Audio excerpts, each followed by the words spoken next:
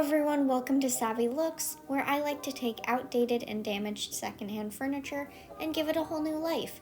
Today I have a beautiful solid wood dresser that I got for free from someone I knew who was getting rid of it. It was caked in paint, lots of chipping finish. It really wasn't looking very nice. The base was broken and coming off on one side. A large chunk of wood was missing off of the base, and overall this piece had seen better days.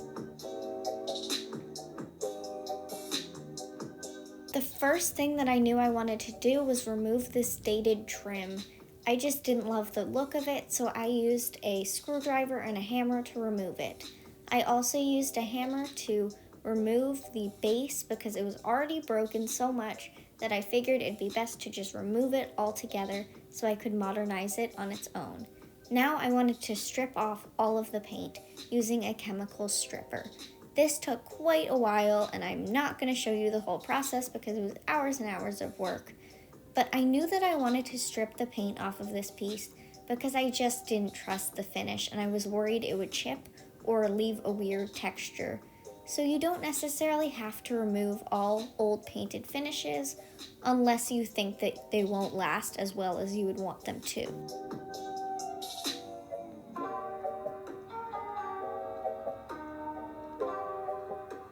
During all of this prep, I removed the hardware along with the wallpaper drawer liners that were in here. Some of them came up easily, some of them didn't, but they did a great job of preserving the wood on the inside of the drawers. To remove the paint on the body of the dresser, I used a chemical stripper, whereas on all of the drawers, I just sanded them off using my Ryobi orbital sander. This dresser also had paint covering the sides of the drawers, and with my personal preference, I always think that the sides and interior of the drawers look best left natural, so I made sure to sand all of the paint off of the sides as well.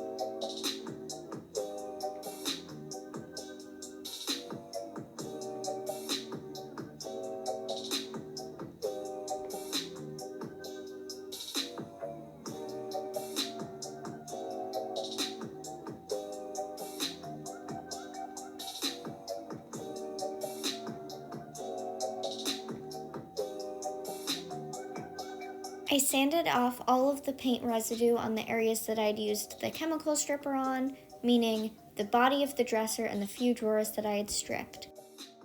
Next was wood filling. The area where I'd removed the wooden trim on the back had a bunch of veneer issues and gaps from me removing the trim. There were also some smaller little nicks and dings on the drawers and on the rest of the piece. So I decided to use Bondo. It's a very, very fast drying, super heavy duty 2-part wood filler. After mixing this wood filler together, I applied it as quickly as I could because of how quickly it dries. I ended up needing to do a second coat of wood filler after sanding it smooth, just to make sure that everything was perfectly smooth, but trust me, this stuff dries down really, really nicely and really hard. Harder than any other wood filler I had used.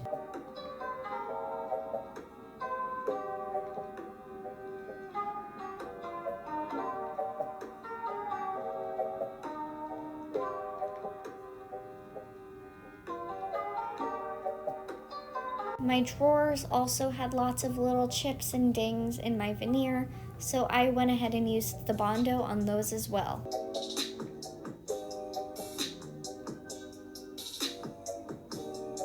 Next, I wanted to address the base. It was just very dated colonial style, and I wanted to round out and flatten all of the edges and curves using my jigsaw in order to make everything just look more modern. Then to reattach the wooden base, I used wood glue and lined the holes up with the existing nail holes.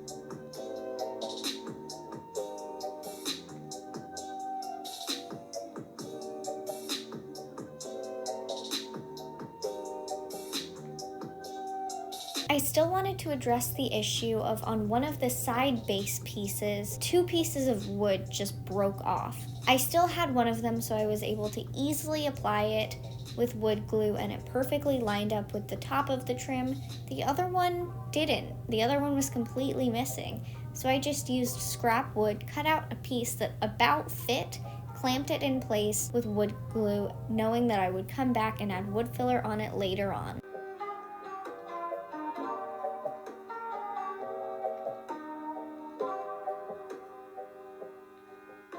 Whether it seemed like it to you or not, that was a ton of prep, so I was so excited to finally prime this piece.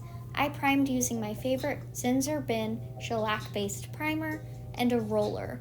I always find priming like this is so satisfying. What do you think?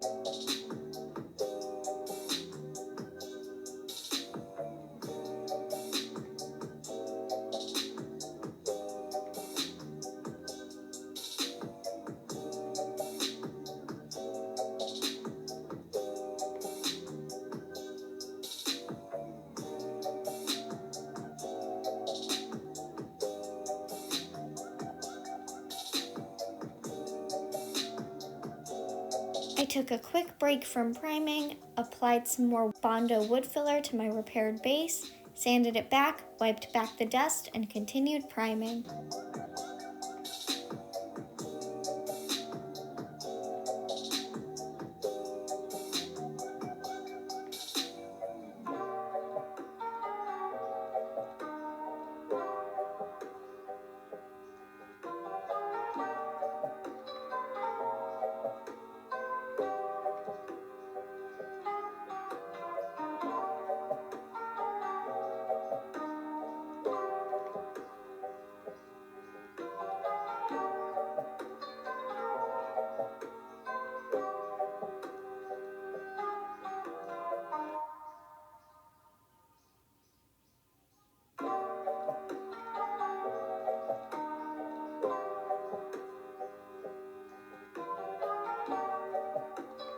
After my primer dried, I could see some of these gaps and seams forming, particularly where I had reapplied my own base. To fix this, I used paintable caulking and applied it on all of the seams to give everything a beautiful seamless finish.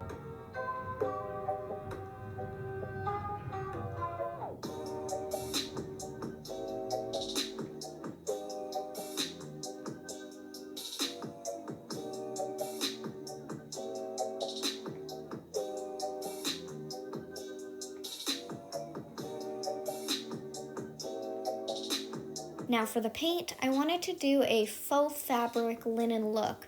This look is really circling around the furniture painting community right now. To first get the fabric color I wanted, I mixed the color Chiffon Cream by Rust-Oleum's chalked paint line and Dixie Belle's chalk paint in the color Burlap.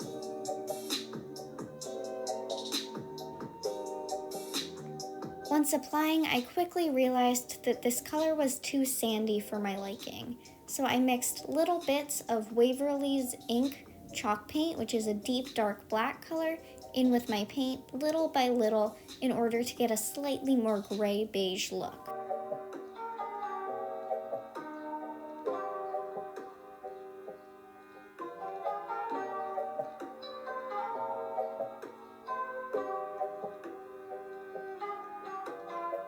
My first coat of paint was just a solid coat of paint. I wasn't trying to get that linen look. I just applied the paint like normal so I could have a good base coat.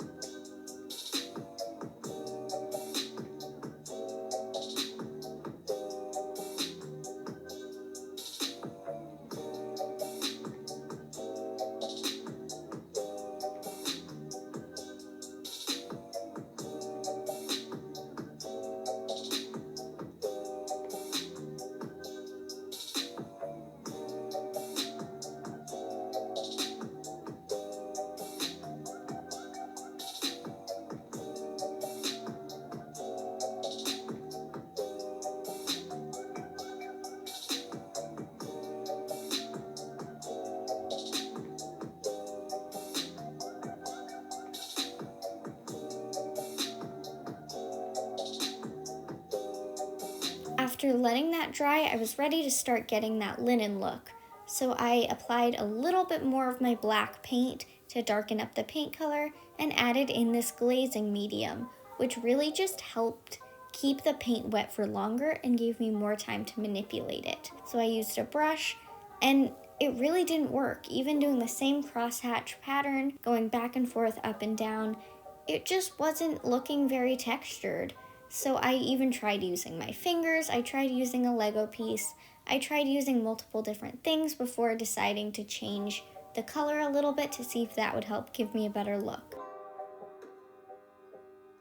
I tried using the color Vanilla Frosting by Country Chic, mixing in my glazing medium, and I just tried a bunch of things. I tried a bunch, eventually I figured it out, but it took multiple steps of me using different colors, different products, different brushes to get it to a place where I remotely liked it.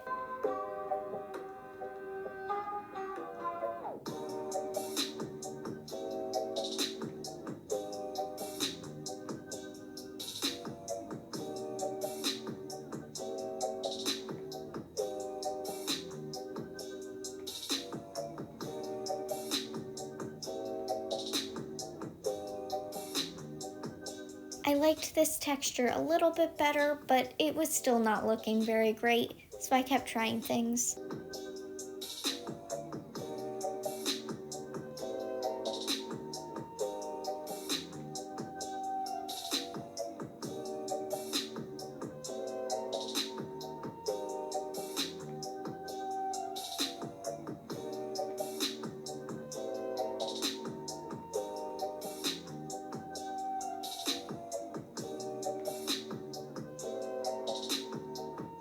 So what I eventually found was the best technique for me trying to get this light gray beige look was by applying a coat of whitewash with a vanilla frosting or light cream color and that glazing medium, and then using my original very bristled brush and making a bunch of texture. I let it dry, then I did another coat with a slightly darker beige gray color and used again that super thick bristle brush. What I think was the difference between the original time I used the bristle brush and now where I could get more texture was that the bristled brush had been caked in paint. So the thin little bristles had gotten thicker because they were covered in paint, letting them give some more texture.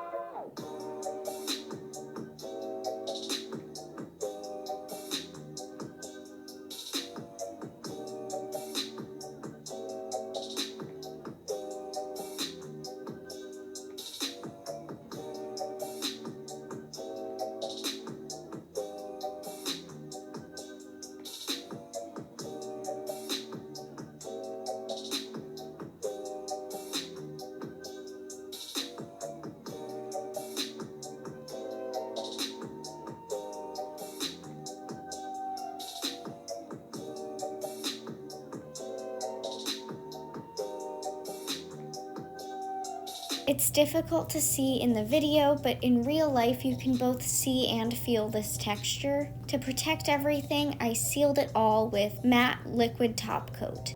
I applied it using my Zibra Fan Brush, which is my favorite top coating brush.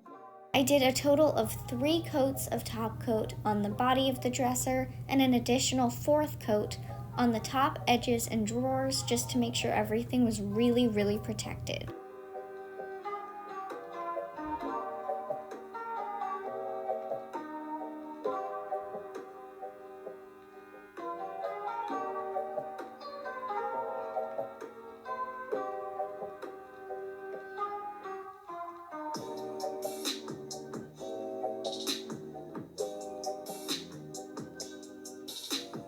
If you've been following along on my furniture painting journey, then you probably know the lovely little puppy behind me.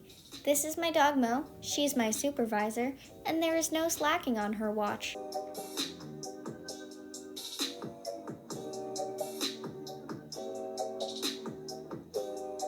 Another thing you likely know from other furniture flips, I love the tape removal part of furniture projects, so here's an unnecessarily long montage of me peeling tape back.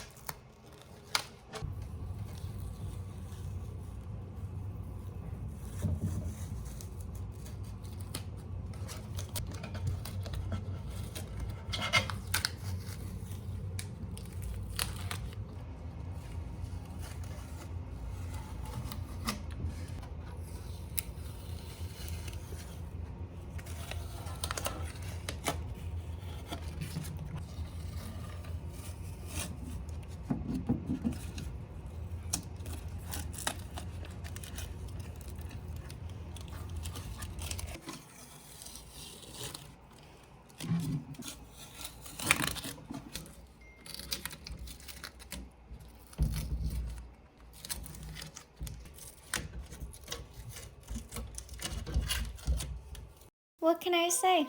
It's super satisfying. You know what's also satisfying? Applying feed and wax. Look at how this wood just comes back to life. It's amazing.